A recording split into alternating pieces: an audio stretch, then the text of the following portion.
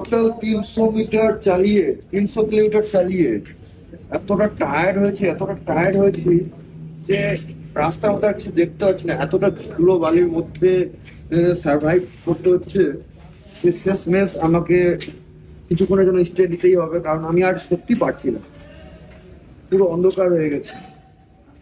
তো কিছুক্ষণ এই জায়গায় রেস্ট নেবো, রেস্ট নিয়ে তারপরে আমি বেরোবো। তারপর টোটাল আমাকে 150 কিলোমিটার চালাতে হবে। তোর অবস্থা দেখে বুঝতে পারছো যে আমার অবস্থা পুরো খারাপ।